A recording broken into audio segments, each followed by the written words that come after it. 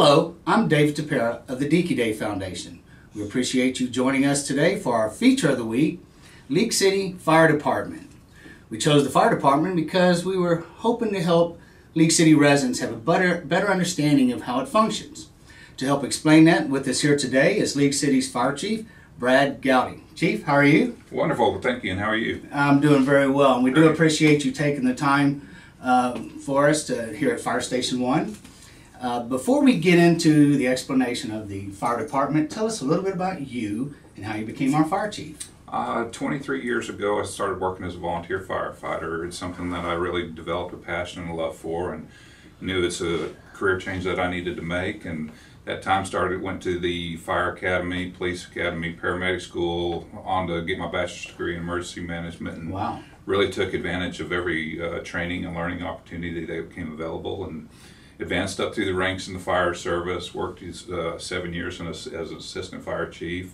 11 months ago, the opportunity came available to come down and become League City's first paid fire chief, and it's been a great honor ever since. Well, that's great. Well, where did you come from 11 months ago? Up in the Dallas-Fort Worth area, a small town called Roanoke.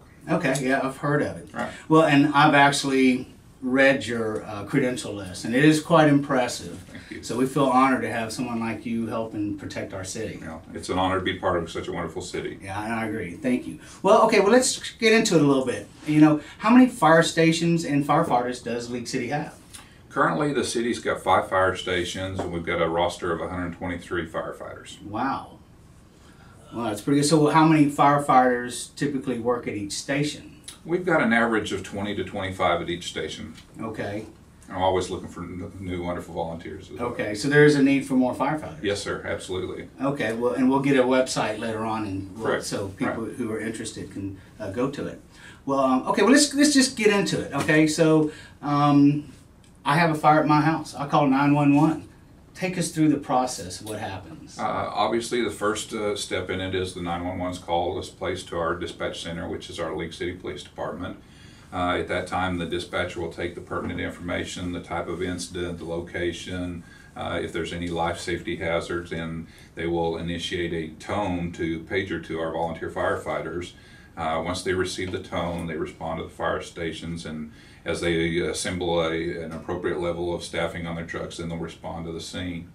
Once they've gotten on scene, they'll conduct what we call a size up and basically determine, what the problem is, where it's located at. And we operate in what's called the ICS Instant Command System.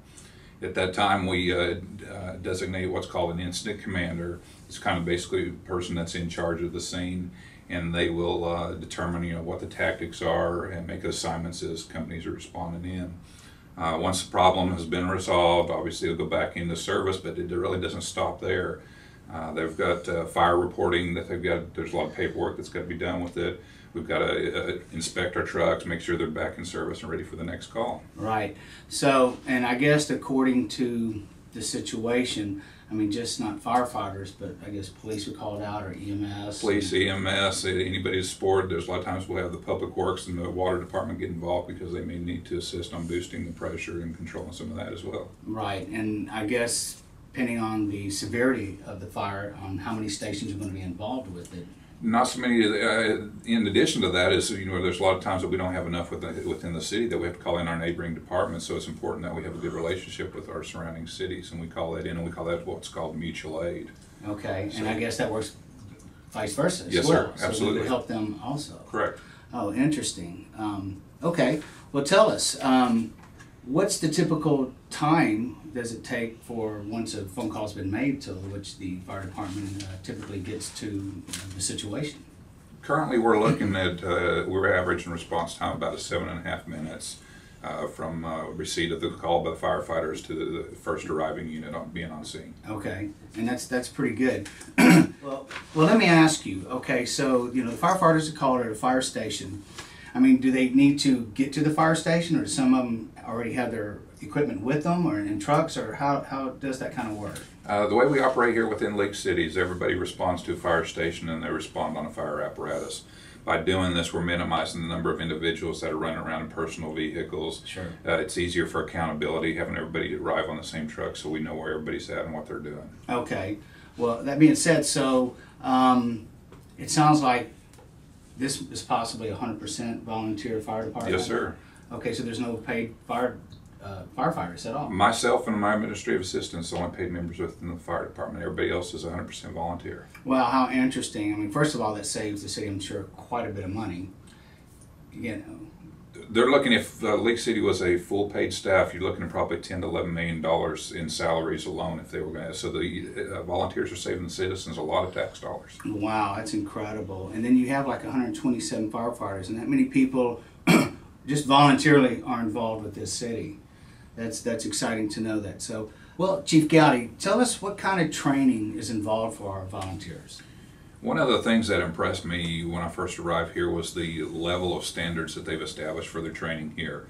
In order to, before anybody can even get on a fire truck and respond to a call, they have to go through what we call a cadet academy, and that's a 13-week program that covers all aspects of emergency response, you know, from operating the equipment to driving the truck.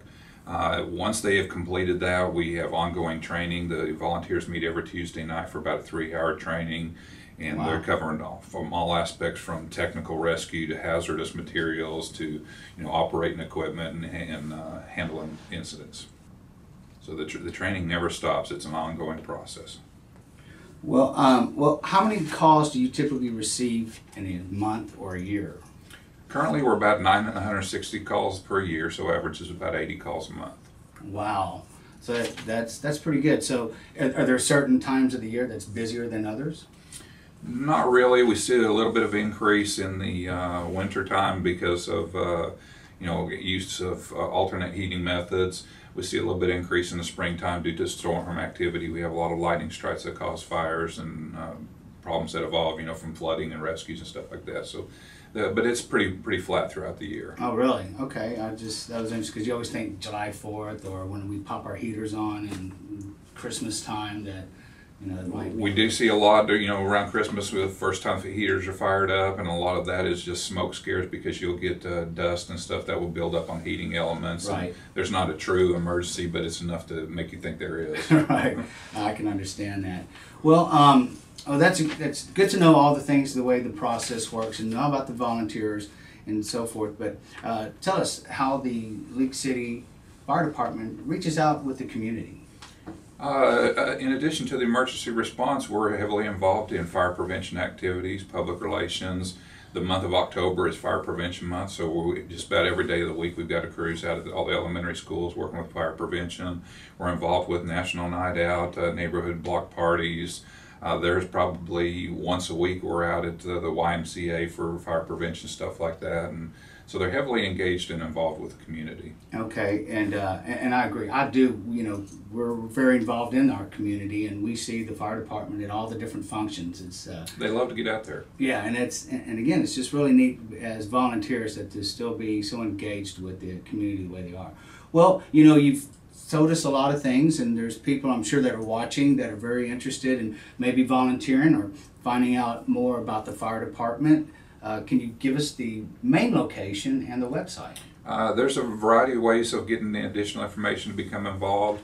Obviously, they can contact Fire Station Number 1 at 281-554-1465. They can stop by Fire Station 1 during normal business hours, Monday through Friday. Every Tuesday night, as I mentioned, at 7 p.m., the volunteers are all at their stations training. We'd love to have anybody come by to get some additional information. And then the other main site that you can always get a hold of somebody is through our website at www.leaguecity.com. Go to departments, and there's a link under the fire department that says join our team. It's got applications and additional information for them. Okay, that's great. And Fire Station 1 is located by the League City Parks and Rec, and actually right across from Helen Gardens. So in the older part of League City. It's 601 2nd Street. Right. All right. Well, Chief Goudie, we appreciate this information. Before we close out, let's give you an opportunity to maybe give our League City residents some type of a common sense message to be more conscious about fires. We see a lot of numbers a lot of fires that involve cooking fires, and we really encourage everybody to stay with your cooking, stay in the kitchen, and watch your surroundings around your stove. Keep dish towels, rolled paper towels. Keep those flammable materials back from the stove, and it'll keep you safe in your kitchen. Well, there you go, League City residents.